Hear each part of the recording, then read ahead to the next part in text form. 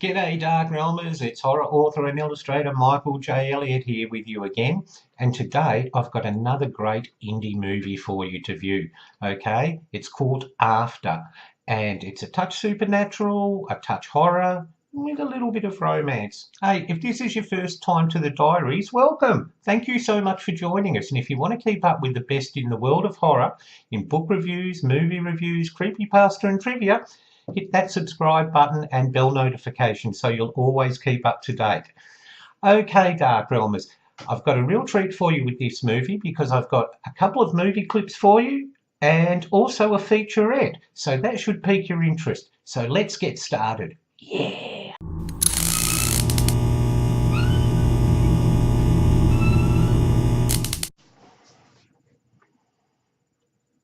Okay, Darkrealmers, this movie was directed by Ryan Smith and it was co-written by Jason Parrish and Ryan Smith, and it stars Steven Strait as Freddy and Karolia Kydra as Anna. Pardon me, I've got a little bit of a flu-y thingy going on. Sorry, Darkrealmers. And the story starts off with Anna going home, and she's on a bus and she's writing in her diary.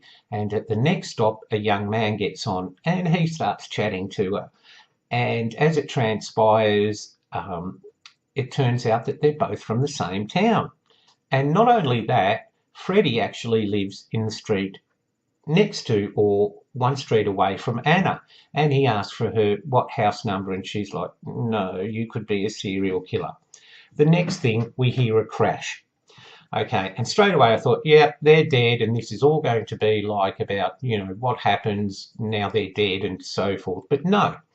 And the director doesn't try and shy away from the fact that, yes, they've been seriously, injured in an accident, but that's only the premise.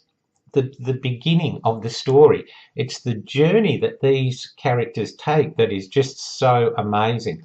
So just to give you a taste of what you can expect and what's in store for you, here's a little taste of the movie via the trailer.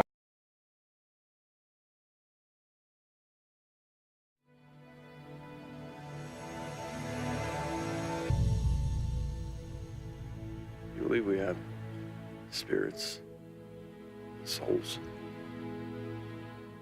I always wondered if they go exploring when we sleep. Maybe that's what dreams are.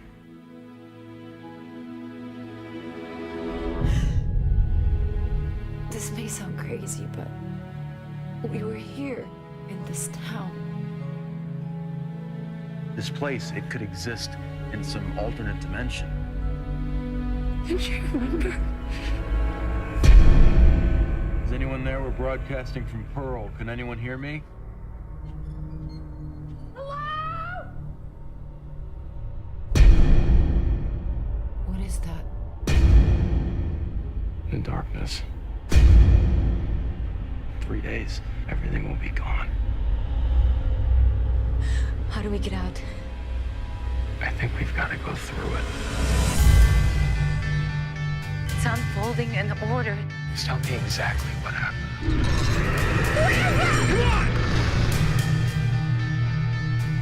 You do understand that this can't be happening, right? Well, it is happening, isn't it?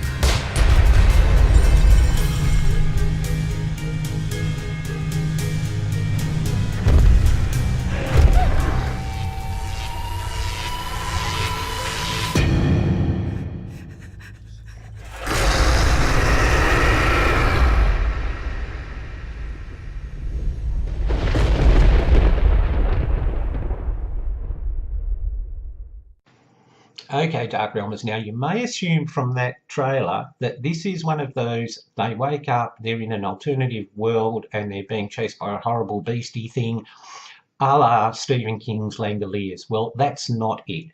That's not the central premise of the movie at all, okay? And it's very clever what the director and the writers have done.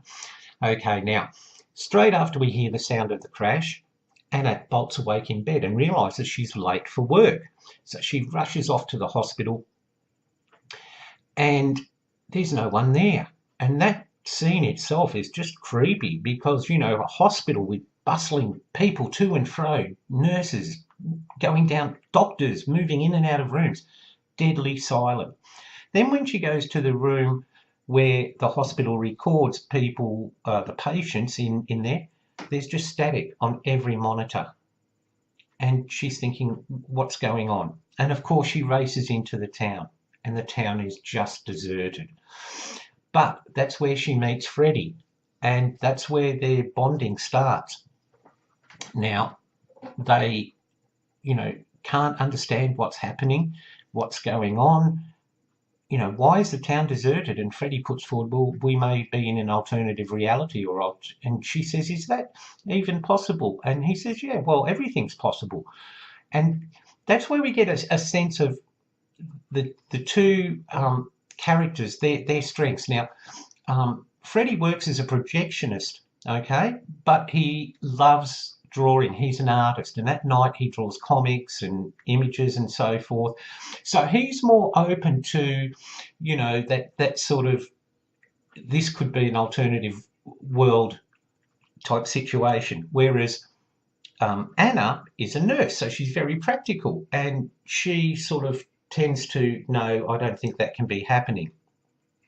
Well, as the story progresses, Darkrealmers, they realise that they have to leave the town. You know, this is, no one else is appearing. You know, it's not like suddenly the shopkeeper pops up and everything. No, they're totally alone. And as they drive out, they see, as you saw in that clip, that huge wall of blackness, okay? And that's terrifying because we don't know what's on the other side, okay? And what's happening on the other side. But the frightening thing too is that the tension's ratcheted up because they discover, Freddy does some calculations and realises that that dark cloud is moving further and further until soon it'll swallow up the town. There'll be nowhere left to run. Now, if that wasn't frightening enough, okay, things from the past start popping up, like the local diner where Anna used to hang out as a child. That's suddenly inhabited by people, but they're ghosts from the past. And you're getting this, okay, are they, you know, is the past maybe, you know, starting to reassert itself? Are they trapped in the past? Well, no. And this isn't a spoiler, Darkrealmers, because the director has made it clear that what's happening with Anna and Freddy, you know, it doesn't matter if you know what's happening in real time, because that's not what the point of the story is. Now, when they go back and visit the hospital, Freddy goes to the security room where all the monitors are, and he manages to pick up some audio, and it's the doctors talking about Anna, and they're saying, look, if she doesn't regain consciousness tomorrow, we're going to have to pull her off life support. And that's when we know, oh my God, she's, you know, not only she's got to face this cloud, this, you know, wall of nothingness, but, you know, if she doesn't get out of this, she's basically going to die. She's in a coma, and if she can't get out of the coma, she's going to die. And the funny thing is, we don't know what's happened to Freddy. There's no mention about his treatment or whatever, and we start wondering, oh, has Freddy died? This is a bit frightening. Okay, now I'm going to give you a clip here now, Darkrealmers, okay? And this will give you another taste of the movie, so let's go.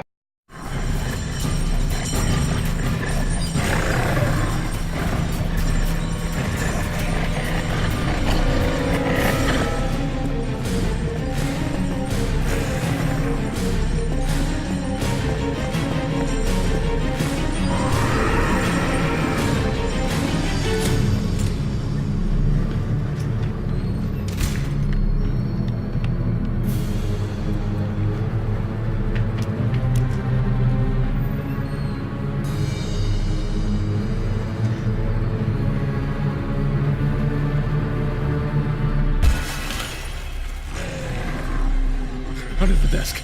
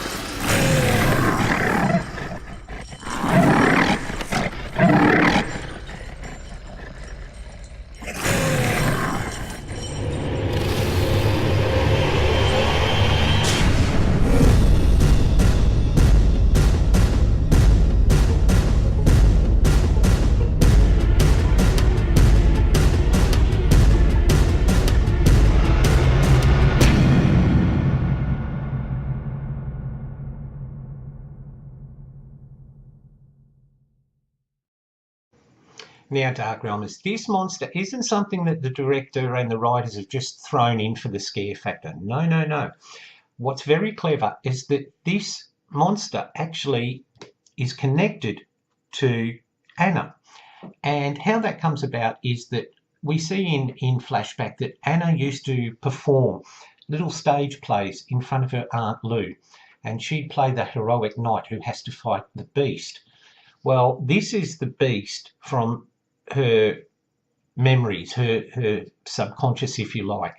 And of course, her job is in this state where she's, in a unconscious world, is to slay the beast. Okay, but Freddy also has some really interesting connections to this world, because there's a scene where he goes through the cloud and you're thinking, oh, what's going to happen? Well, he faces this huge doorway that's locked, and down on the ground are thousands upon thousands of keys. Obviously, the director saying to us, there's something from his past that will connect him and Anna with the correct key to get through this door. But why it's interesting is because he shows Anna drawings from his childhood where he actually has drawn this door as a kid. So we know there's this strong connection between them, and it's very clever how the connection meshes together, okay? Because in the movie we see more of the past start coming into focus and into reality. There's a scene where the carnival's in town, and Freddy sees himself as a young boy with his friends, and Anna's there as a young girl, and it all meshes together, and it's just great. It's really, really cleverly made. Now, it's a little bit like, I looked at it as a little bit like the Robin Williams film, What Dreams May Come. And if you haven't seen that, that's a brilliant movie, because it's all about the afterlife and what it's like and so forth. Just one of the, and it's very underrated and not terribly well known. So it's got that strong feel. But there's horror there, but it's not overdone. Look, Amber, the monster isn't, sort of in your face ripping off pieces of flesh and everything like that. The monster is there as an addition. Okay, it's an important addition, but it's an addition nonetheless, because their primary goal is they obviously have worked out that they have to unlock this door, but they have no idea what the key is. Okay, now here's another clip for you to whet your appetite. The hell?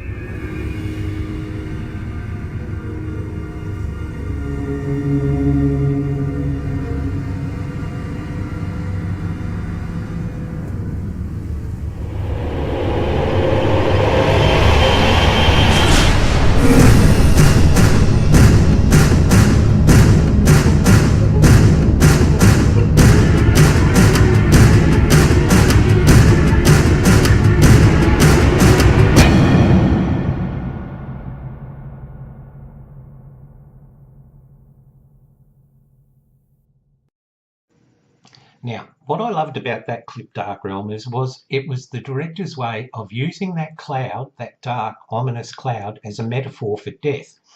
Because, like all of us, we don't know what death's beyond death, and just like Anna and Freddy, they don't know what's beyond there apart from a door, which could lead anywhere. And that is a really clever take. But also, too, because the cloud, which is death, basically, is moving towards Anna.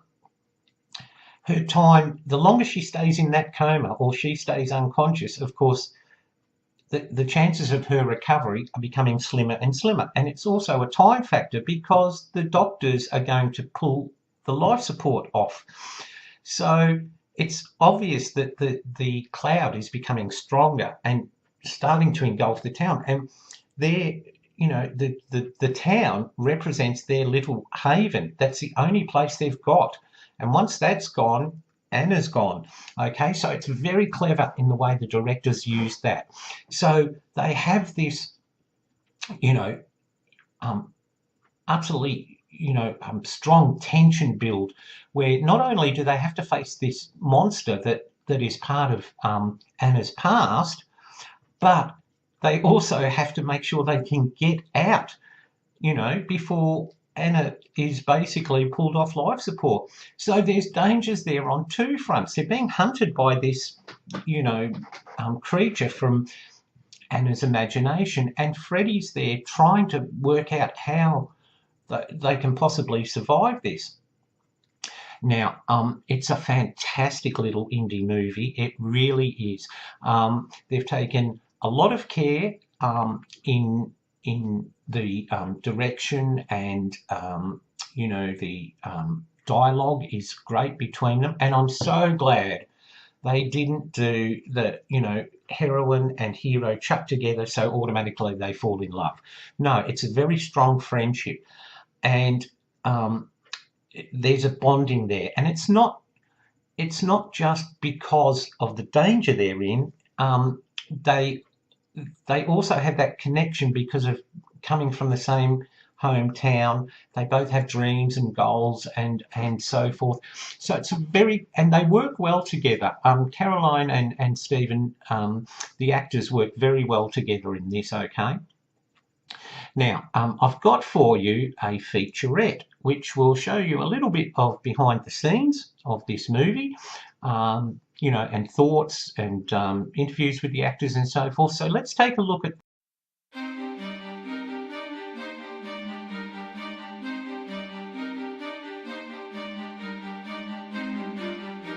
There aren't very many indie sci-fi films made, so it felt a bit like we were doing something new. With the budget we were given to do the special effects on after, I don't think there's a comparable film in terms of number of shots and magnitude of effects. We proved that you could, with off-the-shelf software, create believable creature effects that interacted with talent.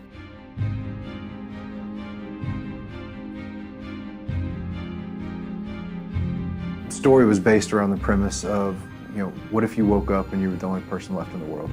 Guy meets a girl on a bus, the bus crashes, and they wake up and they're alone in the world. And to me, that felt like the setup for a Twilight Zone episode. That was the initial idea for me. That's what got me interested in the story. What do you do for a living? I'm a nurse. Oh, wow. I'm Freddy, by the way. Oh no. I would say After is a character drama wrapped up in a package of a science fiction movie.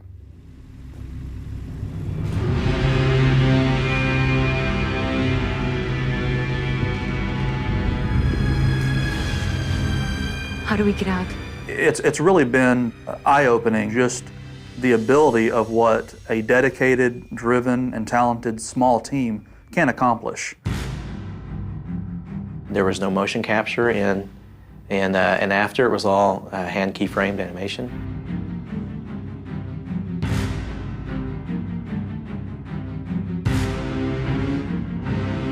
Magnetic Dreams was largely an animation studio. Before that, this was their first really big VFX VFX job that integrates live action footage.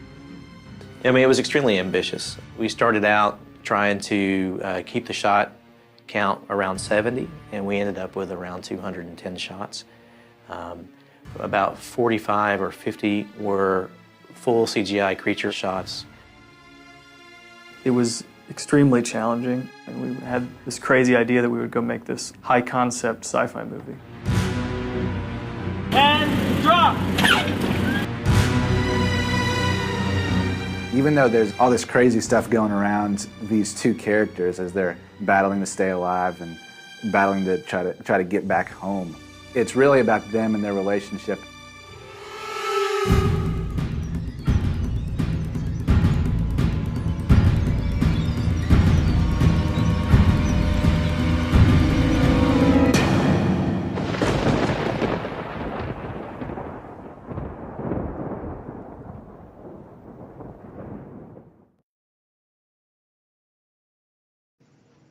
Okay, Darkrealmers, well, there you go. This movie proves that indie filmmakers put so much time and passion into their work, and as you saw there, you know, the shoestring budget they had to work on, they have done a remarkable job, you know, and as one of the effects designers said, you know, we've proven that you can make a realistic looking creature, you know, on software, and this is a really great example of another indie film that takes a concept that we're a little bit used to, we've seen it before, but they twist it and they make it different, and they make it different enough to keep us watching. Okay, it's a fantastic little movie. Amber, don't worry, that the creature you see, but it's not, you know, going to have, you know, a massive, you know, negative effect on you, because it's mainly, you know, a cat and mouse game of the monster or the creature from Anna's subconscious, you know, tracking them down and them doing what they can to try and either escape or come up with a plan to actually get rid of it. As I said, I thoroughly enjoyed this movie, Darkrealmers, okay? And I was sceptical at first, of course, as I said, when I heard the bus crash, and I thought, oh, they're dead, yes, we've been here, done that. But no, the director totally spins you out with his take of what it'd be like if they were the only two people in the world. Okay, Darkrealmers, that's my review of After. Great little indie movie, and please, as I've always said, we really should support indie filmmakers, writers, musicians and whatever. So if you get a chance to watch this movie and maybe tweet or, you know, send a message somehow via social media of support to the directors and the writers, I think that'd be fantastic. Now, you can find this movie here on YouTube, Darkrealmers, and of course it's also available on DVD. So check that one out for yourselves, because I think you'll really enjoy it. And as I said, supporting indie filmmakers is just one of the best things you can do for the industry as a whole. And it's a little bit, if I can be a bit nasty, it's a little bit of a poke in the eye to Hollywood, who seem to think at the moment they can just rehash stuff from the past for a quick cash grab. And it's the indies who have the vision and you know, the talent to write something different, to give moviegoers something a little bit out of the ordinary. Okay, Darkrealmers, well, that's it from me, Michael J. Elliott. I hope you've liked my review, and I hope you'll check it out for yourselves. As I said, it's available on YouTube and on DVD, so you can find it easily. Okay, well, that's it from me from now. As I always say at the end of my videos, stay in the light, Darkrealmers, and I'll be back with you again very, very soon. Bye for